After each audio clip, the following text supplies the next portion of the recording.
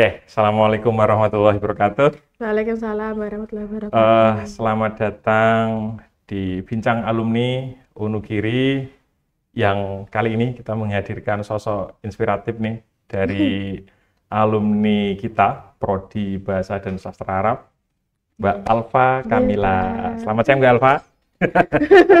Sehat-sehat. Alhamdulillah. Yang saat ini aktif di, sebenarnya bukan saat ini ya, tapi awal masih kuliah sudah jadi content writer ya, penulis mulai dari kuliah dulu dan sampai sekarang masih istiqomah jadi seorang penulis bayaran. Penulis bayaran.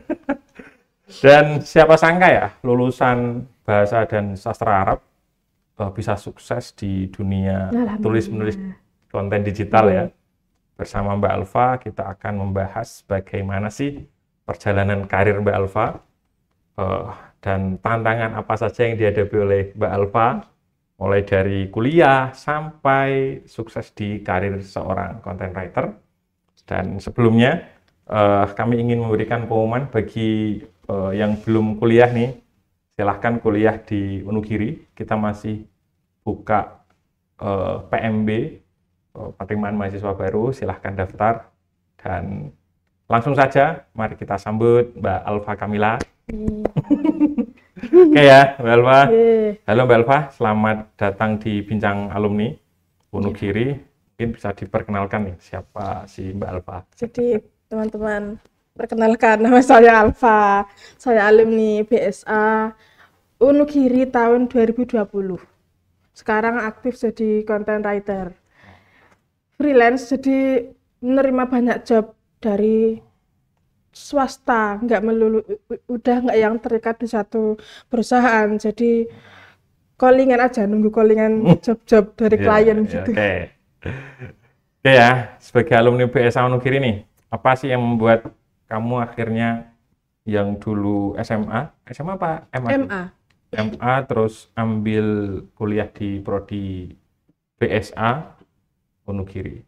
Dulu Wonogiri apa IAI ya dulu maksudnya? Dulu masih IAI. Masih IAI saya ya? lulus Desember, Januari, jadi ijazah saya udah keluar IAI nih Pak. Januari kenapa jadi Wonogiri? Kenapa nggak ya nunggu saya sebulan aja gitu?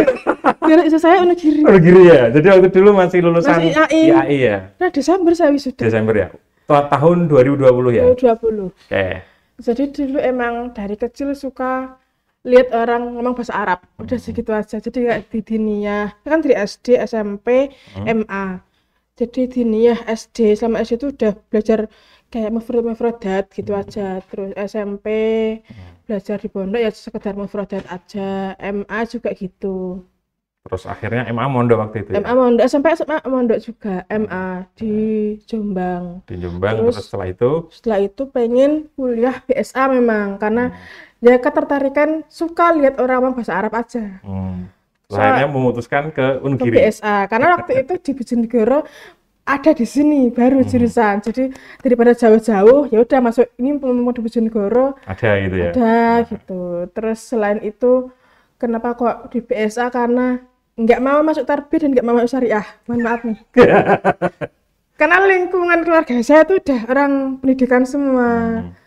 Keluarga kakak saya, bule, paman, semua tuh udah tarbiyah semua. Alumni Wonogiri juga. Dari zaman dulu. Dari STAI, IAI, sampai sekarang ada adik saya di sini semua. Terus kamu ingin keluar dari zona pendidikan? Mau zona nyaman aja. Karena capek Pak, lihat dari kecil tuh semua jadi guru, semua jadi tendik. Ingin masuk ke jurusan lain ya? Iya, karena kok hidup gini-gini aja gitu. Padahal masih ada pekerjaan lain ya? Ada pekerjaan lain, nggak harus jadi guru, nggak harus jadi tendik. Gitu, saya mau jadi yang lain. Gitu. Jadi dan waktu masih sastra Arab. Masuk sastra Arab ya akhirnya? Waktu kuliah dulu ikut kegiatan UKM nggak? Unit kegiatan mahasiswa? Iya, saya fokus di LPM, Lembaga Pers Mahasiswa LPM Spektrum namanya. Waktu dulu Spektrum ya. Sekarang udah ganti jadi LPM Arus Giri. Arus Giri.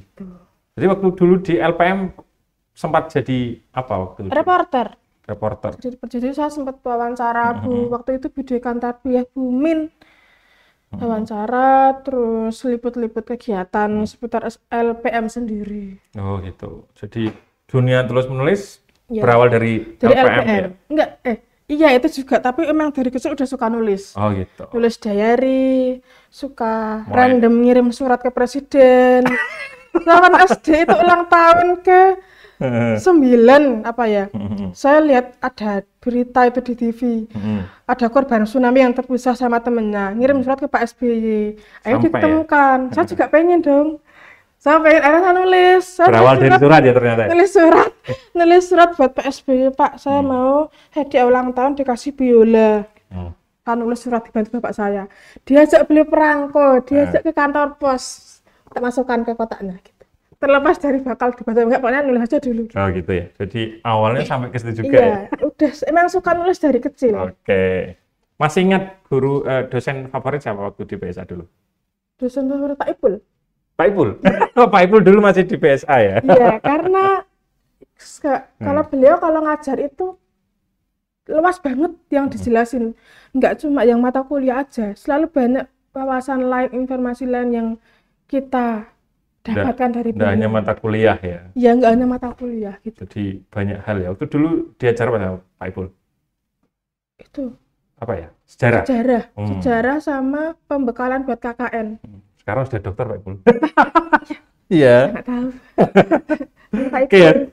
Terus next.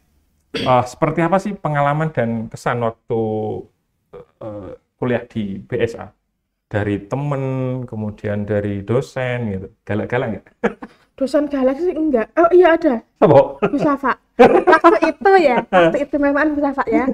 Waktu itu galak, tapi lama-lama kan ya. Saya mungkin ya kayak itu Bu Safa prodi ya? Kaprodi ya. Kayaknya setiap hal itu emang tinggal nunggu fasenya aja. Kan awal-awal emang kayaknya merasa beliau galak, tapi akan ada fase di semester akhir atau udah lulus. Ternyata itu beliau gak galak loh. Cuma waktu itu mungkin kita memposisikan diri sebagai mahasiswa yang masih baru, masih sungkan, masih takut. Tapi sebenarnya bisa gak galak kok. Enggak. Terus nih, setelah lulus kan kamu nggak langsung ya. Jadi banyak karir-karir ya. Jadi nggak langsung ke content writer nih enggak ya. Setelah lulus 2020 kan Desember saya wisuda. Saya memang targetnya itu sebelum wisuda saya udah bekerja gitu. Apa aja wis. Saya ngelamar kemana aja gitu. Saya udah lempar CV ke perusahaan mana aja yang sekarang buka loker gitu. Terus saya tapi semuanya ke arah media, ya ke penulisan. Karena saya lebih nyaman di situ, nyaman di penulisan. Terus saya masuk September Oktober saya keterima di Gresik. Ada media Progress News namanya. Jadi saya masuk di sana jadi wartawan selama kurang lebih 6 bulan. Setelah itu keluar Karena di PHK. Di PHK waktu itu ya. Waktu itu kan lagi gencar-gencarnya COVID ya. Akhirnya ada pengurangan ya. Jadi ada pengurangan pegawai gitu. Jadi terus akhirnya saya selama habis dipecat di PHK itu, baiknya atasan saya, redaktur itu karena mungkin merasa eman ya. Ada potensi besar saya kok nggak dapat kerjaan lagi gitu. Jadi beliau dengan baik hatinya kalau ada job saya dikasih. Jadi saya waktu itu ada event Hari Perempuan Sedunia. Jadi saya disuruh ngeliput itu secara online. Jadi ada 10 pertemuan yang saya harus liput. Tuh ini Mbak, ini tolong liput harus sesuai gini-gini, semua harus sama catat. Jadi waktu itu saya belum punya laptop Pak. Jadi saya nulis pakai kertas baliknya skripsi itu loh. Iya. Saya tulis setiap mereka narasumber bilang tulis, nanti habis saya tulis kita saya tulis di HP, terus HP saya tulis lagi. Jadi saya bener-bener berkali-kali nalin tulisan itu. Jadi selama 4 bulan kiranya saya nggak yang nganggur-nganggur banget gitu. Nggak jadi ya? Meskipun keluar tetap jobnya nulis ya? Iya, tetap nulis. Terus next setelah itu? Setelah itu ketemu puasa, lebaran, selama itu saya ngelamar. Ya lempar lagi terus, terus. Sampai nyantol di Jogja. Di TV lokal Jogja namanya Adi TV. Itu di sana mereka tuh perusahaan TV lokal kayak kalau di sini buka JTV, Biwan gitu ya, TV swasta. Yang emang dari dulu ketika berdiri fokusnya di TV aja, seputar Jogja. Cuma kemudian di era yang sekarang semua serba website, serba online, akhirnya perusahaan mengeluarkan inovasi ya, bikin portal online seperti kayak Liputan 6, ada liputan6.com, ada Metro TV, ada itunya website juga. Iya, dan akhirnya ADTV juga masuk ADTV ke inovasi. masuk, websitenya bikin namanya lensa44.com karena Lensa44 itu nama program TV-nya mereka. Jadi mereka butuh content writer, saya ngelamar, keterima lewat 2 kali interview, tes sama interview. Yang paling berkesan? Berkesan waktu itu, yang paling berkesan karena saya merasa saya mulai dari nol banget. Saya nggak punya laptop, saya cuma modal HP satu tak kentang banget. Modal HP, saya tes juga pakai HP, karena di tes harus nulis berita, saya juga nulis di kertas lagi. Kertas saya di HP, saya kirim kertas, saya di HP, saya kirim lagi gitu. Terus habis wawancara pertama via Zoom, saya keterima, saya dipanggil ke Jogja, wawancara langsung sama direksi. Dari di sana tuh ada 11 anak waktu itu, termasuk saya 11 anak. Yang daftar ya? Yang daftar untuk jadi content writer di lensa44.com ADTV. Itu ketika saya ngajak ngobrol mereka, kayaknya sebagian besar mereka itu anak komunikasi, anak broadcast yang emang bidangnya di situ. Bedanya itu ya? Dan kamu jadi saya cuma mentah anak BSA yang nggak tahu broadcast, nggak tahu dunia TV, sama sekali nggak tahu, cuma modal nulis, udah itu aja. Ketika wawancara, alhamdulillah, kok ya saya yang dipanggil gitu. Dari 11 orang ya kamu yang dipanggil ya? Dari 11 orang saya dipanggil. Saya wawancara hari Rabu, kayaknya ya hari Rabu. Selang 2-3 hari gitu saya harus ke Jogja lagi untuk udah mulai kerja di sana.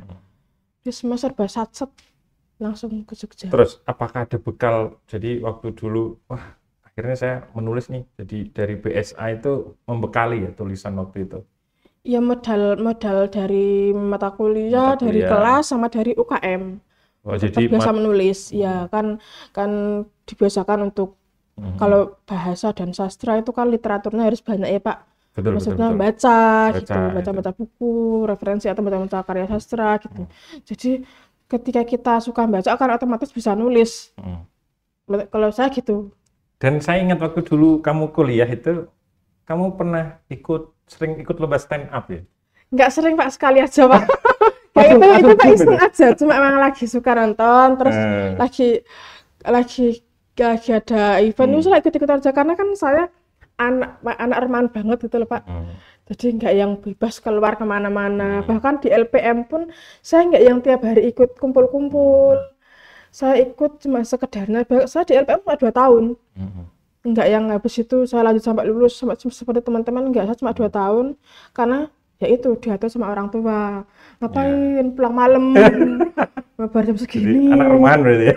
Iya, anak rumahan banget, jadi ya itu nggak yang sering gitu nggak sering. Jadi ketika ada momen yang seru, saya pengen ikut gitu, kayak momen lomba stand up itu, saya pengen nyari kebebasan sendiri, bukan modal layaknya lah Pak yo. Dan ketemu stand up itu ya? Ya, ketemu teman-teman, kenal sama teman-teman di luar. Terus naik, tantangan terbesar saat kamu mulai bekerja nih, awal bekerja terus sampai sekarang jadi content writer nih? Beban kerjanya. Berat ya? Karena selama kuliah saya pribadi nggak yang tahu ternyata kerja itu berat gitu. Ternyata kerja itu bebannya berat banget. Betul. Gitu. Apalagi di ADTV waktu itu saya harus nulis sehari 8-10 artikel. Wow. Itu sehari. Tapi atasan saya baiknya nggak yang langsung 8 hari nggak, jadi dicicil. Kayak hari per hari ini coba deh kamu nulis 2. Jadi ada target ya? Ada target. Habis itu bisa 2. Oke, besok udah bisa 2 nih. Besok kamu nulis 4. Nambah lagi 2 sampai akhirnya terbiasa nulis 10 artikel sehari. Sampai sekarang ya? Sampai sekarang. Jadi dulu awalnya kayak seperti teman-teman kantor lain kan cuma saya yang di content writer di ADTV. Saya satu-satunya orang yang nulis di situ. Kayak diomong sama orang-orang karyawan lain, kamu kok mau sih nulis artikel segitu? Sedangkan kita tahu UMR Jogja seberapa ya Pak. Waktu itu saya mikirnya, saya bodo amat UMR, kan cuma pengen keluar dari Bojonegoro aja gitu. Nggak penting UMR ya? Ya, karena itu Pak tadi. Nggak bebas di rumah kan, nggak bisa kemana-mana. Saya pengen langsung keluar kerja. Saya bodo amat sama UMR, saya kerja, saya bisa nulis. Karena selama kalau nulis tuh kayak energi saya tersalurkan. Gitu. Masya Allah. Kalau nggak nulis sumpek. Gitu Pak, jadinya nulis tuh lifestyle ya? Nah, gitu. Bahkan sampai sekarang saya juga masih nulis, tapi untuk pribadi. Gitu, nulis kayak sekarang tuh lebih nulis untuk diri sendiri karena lagi hamil ya. Jadinya saya mau nulis untuk anak saya. Jadi nulis nanti ketika anak saya lahir, saya mau dia membaca ini. Seperti kalian jenengan tahu film Kucu-Kucu Hotahe, itu Tina menulis kepada Anjali, nulis surat kepada anaknya untuk setiap 8 tahun. Mereka akan baca suratnya. Terus seperti Iwan Fals kepada Galang Rambu Anarki, diciptakan sebuah lagu untuk anaknya. Saya pengen kayak gitu. Saya punya sesuatu cinta yang bocor untuk anak saya nanti. Jadi sekarang lagi fokus buat nulis buat anak gitu. Itu ya, luar biasa. Saya tunggu bukunya nanti. Aduh, belum tahu sih Pak, sementara nulis aja dulu gitu. Soal buku nanti aja. Oke. Terus nih, untuk tips ya, mungkin bagi tips mungkin sama alumni, sama mahasiswa, gimana ya biar bisa sukses nih, khususnya di dunia penulisan, Mbak Alfa? Kalau ke penulisan, saya kira nulis itu dimulai dari membaca sih Pak. Kalau kamu nggak baca, kamu nggak bisa nulis. Gitu. Kalau dulu waktu LPM itu kelas pertama itu diisi sama Pak, saya lupa Pak. Maaf ya. Itu Pak Taufik, Ahmad Taufik yang dosen di kampus sebelah. Gitu. Dia bilang orang yang pembaca yang kuat adalah penulis yang hebat. Pasti gitu. Jadi saya pegang itu. Jadi tidak bisa nulis tanpa membaca. Iya, semua akan berawal dari membaca gitu. Semua orang pasti baca, bahkan orang-orang terdahulu kalau bikin negara ini juga pasti baca dulu. Tidak ujuk-ujuk langsung. Iya, langsung jadi Indonesia Raya gitu kan enggak. Pasti mereka punya banyak referensi dari mana aja, harus baca dulu baru dia bisa nulis. Jadi kalau teman-teman nulis, ya baca dulu atau minimal nulis aja dulu. Enggak apa deh nulis judulnya doang. Nanti gitu, bakal ngalir sendiri. Kalau udah terbiasa nulis kayak atau sekedar sederhana nulis hari ini jam sekian saya ngapain. Sederhana. Dimulai dari itu ya. Iya, bahkan sampai sekarang bapak saya itu masih gitu Pak. Setiap saya berangkat kemana gitu, jam 12.30 adik berangkat ke kampus. Nanti pulang, udah sampai rumah jam 15 adik sudah di rumah. Sampai sekarang ditulis di HP-nya. Berarti sampai sekarang ya. Sekarang gitu. Budaya tulis menulis turun temurun ya berarti. Iya, dari bapak saya gitu. Dulu ketika bapak saya masih kerja, belum pensiun, masih muda banget, saya masih diajak rekreasi gitu-gitu. Saya pasti bawa buku catatan kecil. Dikasih bapak, ini buat kamu nulis. Jadi saya nulis jam sekarang ini nyampe di tol mana. Saya membeli oleh-oleh ini, jalannya padat merayap. Sampai segitu ya? Sampai segitu, jadi emang dari kecil diajak nulis sama bapak. Meskipun bapak bukan penulis, bapak juga nggak yang pembaca banget. Nggak tahu kok bapak punya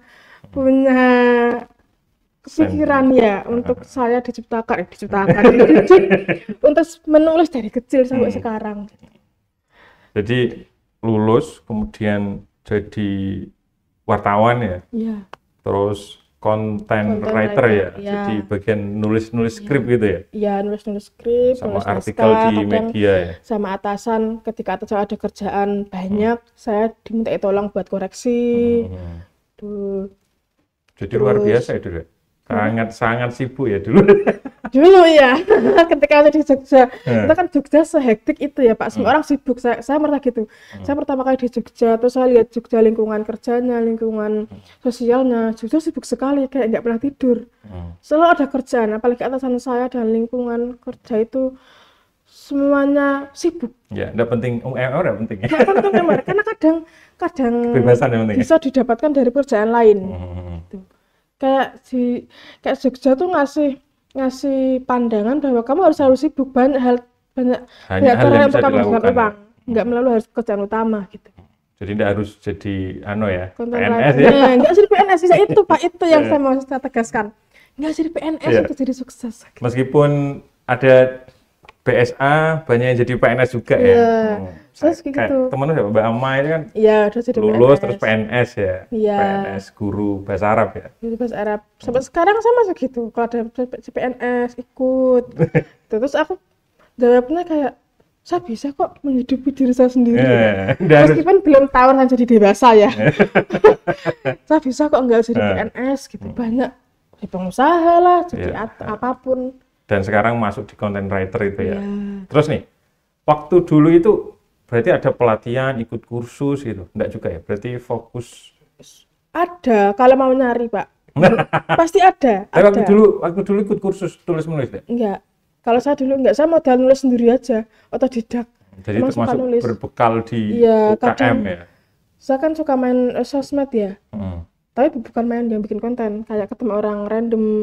Terus maksudnya kenalan, kita ketemu itu ada grup komunitas menulis, terus kita ketemu orang lain lagi, kita sharing, oh ternyata bisa kayak gini, nulis blog, waktu itu saya juga sempat aktif di blog, terus sharing nulis di blognya orang, jadi apa kontributornya blognya orang gitu, iya. Berarti terus sekarang nih ada pesan khusus nggak buat adik-adik mahasiswa ini biasa agar tidak merasa terbatas dengan prospek kerja jurusan ya kalau BSA ulang lah, kalau BSA apalah ternyata bisa ditulis menulis begitu. Iya.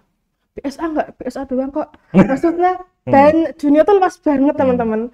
Luas banget. Kamu nggak harus, bahkan jangan di situ aja. Kamu harus keluar. Selain gitu loh. BSA ya perlu keluar lah ya. Perlu keluar. Apa kamu nggak bosan sama BSA gitu? Pasti ada 1-2 hal yang dari BSA kamu akan pakai di dunia kerja. Mungkin nggak semua, pasti ada. Tuh, mungkin kayak saya tulis menulis, referensi bacaan, gitu-gitu. Ya, dan sekarang BSA itu sudah masuk ke dunia penulisan. Dunia penulisan bisa, dunia jurnalistik bisa. Karena nggak ada kerjaan yang sulit, semua akan belajar. Gitu. Saya dulu juga nggak yang bisa banget harus nulis artikel seperti ini. Ternyata artikel tuh cara nulisnya nggak yang kalau di LPM, ternyata gini, saya juga baru tahu media cetak dan media online itu cara nulisnya beda. Selama kuliah saya belajar cara nulis media cetak, formatnya. Ternyata ketika saya jatuh di media online kerja, itu beda lagi formatnya. Jadi semua belajar, nggak selalu harus langsung kamu bisa gitu. Pasti ada trainingnya dari perusahaan. Kalau misalnya dari perusahaan ya, perusahaan biasanya akan ngasih training untuk karyawan baru. Gitu. Lalu nih, jadi sebenarnya prospeknya banyak ya BSA ya? Iya. Tulis menulis, mulai diajarkan jurnalistik juga, ada mata kuliah juga. Terus di kampus ada media UKM juga. Jadi kalau ingin menulis ya masuk ke mata kuliah, sama keluar penting juga. Keluar, karena enggak di situ aja duniamu. Dunia itu banyak banget. Luas ya. Luas. Terus menurutku jangan yang fokus. Kalau kuliah itu ya nggak apa-apa ngejar IPK, bagus. Cuma kamu harus paham skillmu gitu. Kamu kalau fokus sama skill satu, kamu ya itu aja, itu akan jadi mata pencaharian dan nilai kamu, branding gitu. Karena dulu waktu UKM tuh, dulu pendiri UKM namanya Mbak Ula, itu saya selalu hormat banget sama beliau. Setiap perjalanan karir saya mesti kabari, Mbak saya keterima di sini, Mbak saya di ADTV, Mbak saya di Jawa Pos sekarang. Saya akan berterima kasih karena beliau yang memecut semangat saya waktu itu. Karena beliau bilangnya, nanti di dunia kerja tuh kamu nggak bakal tanya IP kamu, kamu tanya apa skillmu, seberapa bisa kamu dengan skillmu itu. Jadi skill penting banget ya, di dunia kerja. Jadi makanya sekarang banyak orang masuk SMK biasanya. SMK biasanya kan kebanyakan prakteknya. Banyak teman-teman di dunia kerja, teman saya, lingkungan saya, mereka kebanyakan D3. Karena memang yang dibutuhkan skillnya daripada S1. Ya, jadi gitu ya. S1 nanti aja lah sambil belajar, sambil jalan S1-nya. Gitu. Tapi lebih baik S1 lebih baik gitu ya. Ya. Terus next nih. Mungkin ada harapan untuk perkembangan Wonogiri khususnya di prodi BSA. Apa Pak? Harapan? Ya harapan mungkin ya. Ya harapannya BSA lebih luas aja gitu. Karena dulu saya kan masih IAI, masih kecil banget lingkupnya kalau menurut saya ya Pak ya. Dulu masih kecil banget, saya jadi merasa dulu juga perpus belum lengkap di sini. Sekarang lebih besar lagi ya. Terbatas banget dulu. Saya bingung ini kok nggak ada referensinya. Saya waktu itu saya nggak punya laptop, saya harus searching di mana. Gitu, warnet itu udah mulai jarang. Itu HP kentang, gitu kan. Jadi harapannya ya semua kayak fasilitas terpenuhi. Sekarang udah terpenuhi semua ya teman-teman, alhamdulillah. Terus ya itu kembali ke pola pikirnya teman-teman mahasiswa. Kalau kamu memang mau beneran nanti skillmu terasah, ya kamu nyari sendiri. Karena terkadang karena kampus nggak melulu bisa memenuhi itu gitu loh. Betul. Tetap ekspektasi ada di mahasiswa. Iya, ada di mahasiswa sendiri. Kampus nggak melulu bisa memenuhi kebutuhanmu sebagai manusia, sebagai penuntut ilmu. Kamu harus nyari di tempat lain. Entah mungkin kamu gabung di komunitas, atau kamu mungkin keluar kota, magang di perusahaan besar, nyari tempat seluas-luasnya. Kalau sekarang Mbak Alfa, di BSA itu lulusannya pasti menulis. Iya sekarang. Jadi kita itu sebelum KKN ya, itu kan ada program PKL atau magang ya nyebutnya. Itu kalau sekarang magangnya itu di Jogja juga di Baitul Kilmah. Kenal Pak Yayaku? Ya, saya nggak tahu Pak. Ya penulis novel ya. Iya. Jadi di sana kita akan belajar tentang filologi. Dan hasilnya itu nanti terjemahan dari kitab kuno ya, teks kuno. Dari situ setelah magang itu biasanya mereka ada tugas. Jadi di sana mereka berkumpul dengan komunitas bahwa BSA sekarang itu mulai menganggap bahwa komunitas itu penting. Bahwa skill itu kadang juga bisa di atas melalui komunitas. Jadi kalau sekarang alanya juga kepenulisan. Jadi kalau sekarang itu ya nulis. Selain itu kita arahkan melalui pondok-pondok pesantren Baitul Kilmah yang kita ajak. Jadi sudah 2 tahun ini lulusan pasti punya buku. Ya, beri SPN. Oke, terima kasih Mbak Alfa sudah hadir di Bincang Alumni ya. Sehat selalu ya. Ya, terima kasih. Buat teman-teman alumni nih ataupun calon alumni tetap semangat.